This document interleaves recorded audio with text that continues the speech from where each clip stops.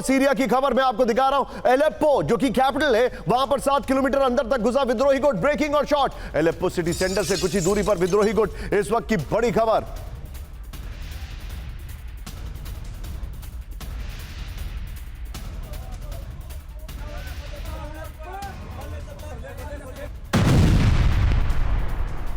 जरा एलेप्पो की बात करें। पिछले 6 घंटे से जंग में ही कई मिलिट्री बेस पर कब्जे का दावा है। वेपन डिपो और टैंकों पर विद्रोहियों का कब्जा। इस वक्त की बड़ी खबर।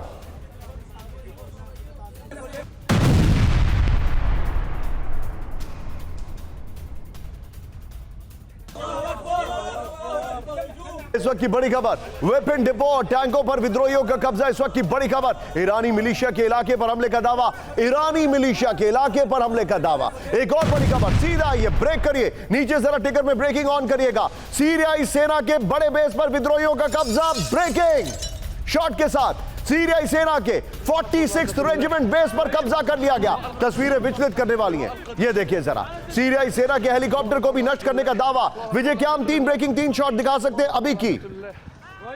दिखाइए जरा अभी की 3 ब्रेकिंग 3 शॉट, क्योंकि उसमें आपको एक तस्वीर सामने आ जाएगी। दिखाइए जरा, प्लेट ऑन। ये देखिए जरा, अब जो मैं आपके सामने डिटेलिंग लेके आ रहा हूं उसको देखिए जरा। 3 ब्रेकिंग 3 शॉट। ये देखिए जरा, ये जंग छिड़ी हुई है, किस तरीके से वहां पर हालात खराब होते जा रहे हैं। एलेप्पो पर कई इलाकों पर कब्जा किया गया है। 46 रेजिमेंट बेस पर कब्जा कर लिया गया है।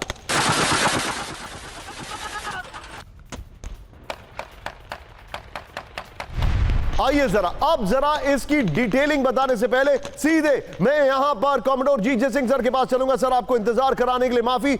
सर, सीरिया में जो हो रहा है, क्या इसका ताल्लुक जो ईरान वर्सेस इजराइल है उससे नहीं मिल रहा है आपको कुछ? क्योंकि मुझे बार बार इसका हंच, इसकी टाइमिंग वही दिखा रही है। Thank you, Nishant, first for taking on your show. Sir, it is my You honor. are bang on. You are bang on. It is Mossad, it is Qatar, it is Sunni countries like Saudi Arabia. Because the war in that area is always Shia versus Sunni. And you have very rightly analyzed it, because Aleppo is one of the oldest inhabited place in the world. जी। इसके अंदर जो Aramaic language बोली जाती है वो sister language of Hebrew है। And इसका और हिब्रू का बहुत कनेक्ट रहा है पहले से, हजारों सालों से, मैं कहना चाहूंगा।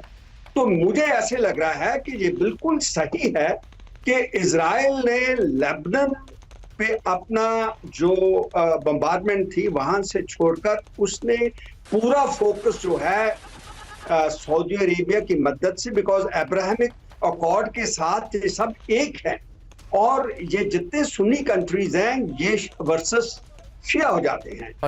ईरान की सपोर्ट असाद को, और साथ में रशिया उसको सपोर्ट कर रहा था। और ये जो वेस्टर्न ग्रुप है और मिडिल ईस्ट के अंदर जो सऊदी अरेबिया जो एक ताकत है अपने में, कतर उसके साथ है, और इजराइल उनके साथ उनके डिप्लोमेटिक रिलेशंस हैं। तो ये बिल्कुल सही है कि अगर उनको बल मिला है विरोधियों को, उनके जो आप कह रहे हैं कि विरोधी गुट हैं, ये जो अल तहरीर अल शाम, ये पूरे इन्होंने वेपनाइज किए हैं। Okay sir, just hold your thought. मैं एक बार जरा वेपनाइजेशन की बात कर रहा हूं। एक बार आइए जरा, सर ने एक वेपनाइजेशन की बात की है। फ्लोर पर आइए विजय, बगल में सारी ब्रेकिंग ऑल्टरनेटिवली प्लीज चलाते रहिएगा विद द रिस्पेक्टिव शॉट्स। अब देखिए जरा, जो मैं आपको दिखा रहा हूं, सीरिया में विद्रोही फोर्स बेहद मजबूत है। बड़ी खबर, विद्रोही फोर्स के पास अत्याधुनिक हथियार मौजूद हैं। ये बड़ी खबर मैं दिखा रहा हूं। विजय, बगल में प्लीज ब्रेकिंग और शॉट चलाइएगा। विद्रोही फोर्स के पास एडवांस टैंक और आर्मर्ड व्हीकल है। विद्रोही फोर्स के पास ये देखिए पावर कामिकाजी ड्रोन है, टारबे जेट। ये देखिए, विद्रोही फोर्स के पास नाइट विजन एडवांस इक्विपमेंट है। पूर्व आईडीएफ चीफ ऑफ स्टाफ का दावा है, 2019 की मैं बात कर रहा हूं, कि विद्रोही फोर्स को इजराइल ने हथियार दिए। विद्रोही फोर्स को तुर्की, कतर, सऊदी अरब, अमेरिका से हथियार मिले। ये रिपोर्ट है। 2011 से शुरू सीरियाई सिविल वॉर के बाद विद्रोही गुट कई वहां पर विद्रोही गुट बन गए हैं। खबर तो यह भी है कि इनको जो हथियार मिले वो ISIS तक चले गए हैं।